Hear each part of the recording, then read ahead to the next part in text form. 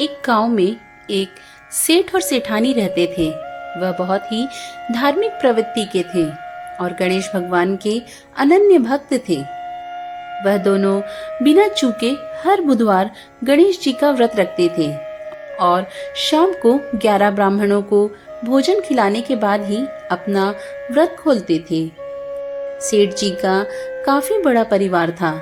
वह सब आपस में बड़े प्रेम और भाईचारे से रहते थे, लेकिन सेठ और सेठानी की कोई संतान नहीं थी। इस विषय पर परिवार और गांव के लोग आपस में कानाफूसी करते थे, कहते कि सेठानी बांझ है। यह सब बातें सुनकर सेठ और सेठानी बहुत दुखी होते थे। एक बुधवार के दिन सेठ और सेठानी गणेश जी की पूजा संपन्न करके मंदिर से बाहर आ रहे थे। तभी उन्हें सीढ़ियों पर एक छोटा सा बच्चा अकेले बैठा हुआ दिखा। बच्चे को देखते ही दोनों उसके पास गए और पूछा कि तुम्हारे माता पिता कहाँ हैं?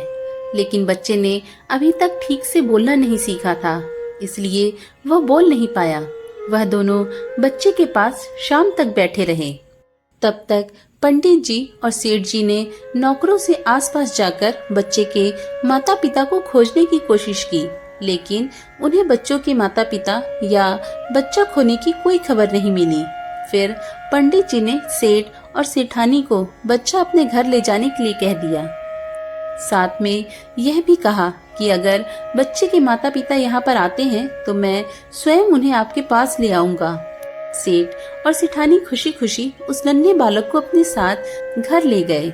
सेठानी ने बच्चे का नाम अपने आराध्य भगवान गणेश जी के नाम पर गणेश रखा और बड़े लाड़ प्यार से उसका पालन पोषण शुरू कर दिया।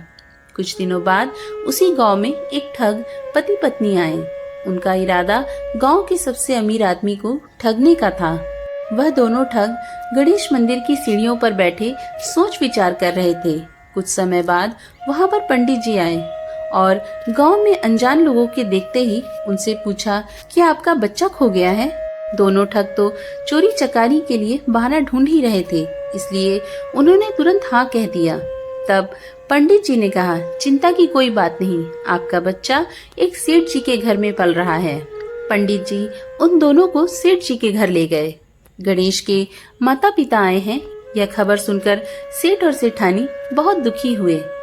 सेठ जी ने उन दोनों पति पत्नी को एक रात के लिए अपने अतिथि गृह में ठहराया। अब वह दोनों ठग सिर्फ मौके की फिराक में थे। उसी रात सभी लोग के सो जाने के बाद वे ठग एक एक करके सभी कमरों की तलाशी लेने लगे।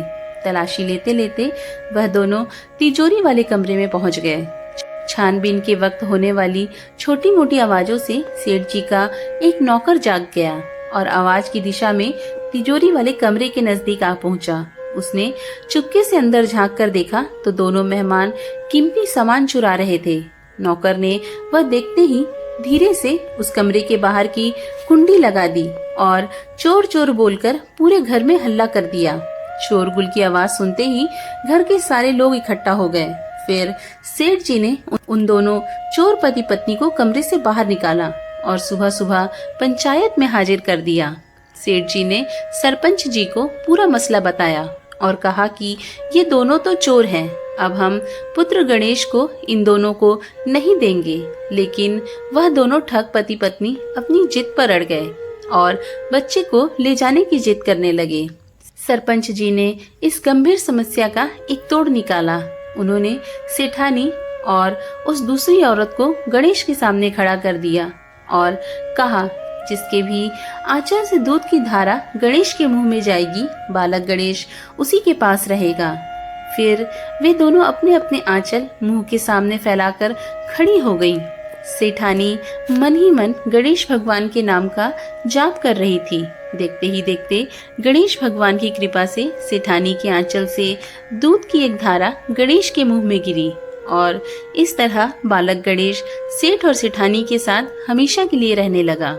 तो यह थी बुधवार व्रत की सुनी और पढ़ी जाने वाली गणेश भगवान की कथा। आशा करती हूँ आपको ये कथा पसंद आई होगी। पसंद आई हो तो एक लाइक कर दें, चैनल पर नए हो तो चैनल को सब्सक्राइब कर लें, साथ ही नोटिफिकेशन का बेल ऑन कर लें, जिससे मेरे आने वाले वीडियो की जानकारी आपको सहज ही प्राप्त हो सके। और हाँ, आज की ये कथा आपको कैसी लगी हमें नीचे बने कमेंट सेक्शन में ज़रूर बताइएगा। हम मिलेंगे ऐसे ही सुंदर कथाओं के साथ। तब तक के लिए राधे राधे।